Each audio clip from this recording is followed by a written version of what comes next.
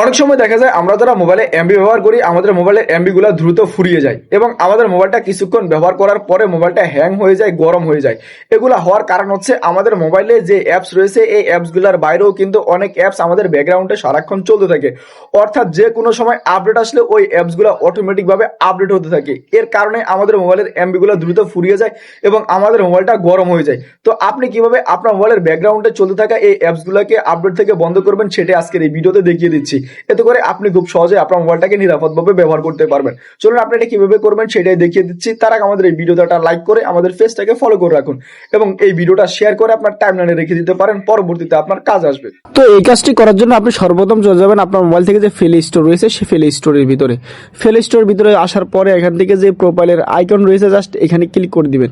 এরপর একটু স্ক্রল করে নিচে আসলে দেখবেন সেটিং রয়েছে, জাস্ট আপনি এখান থেকে সেটিংয়ে ক্লিক করবেন। সেটিংয়ে ক্লিক করার পর এখান থেকে নেটওয়ার্ক প্রিফারেন্স নামে একটা অপশন আছে, জাস্ট এটাতে ক্লিক করে দিবেন। এরপর এখানে দেখবেন অটো আপডেট অ্যাপস নামে একটা অপশন, জাস্ট এখানে ক্লিক করবেন।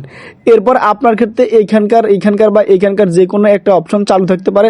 আপনি জাস্ট কি করবেন, নিচে যে অপশনটা রয়েছে ডোন্ট অটো আপডেট অ্যাপস, আপনি জাস্ট এই ডোন্ট অটো আপডেট অ্যাপসের এই অপশনটাকে আপনি এখান থেকে চালু করে দিবেন।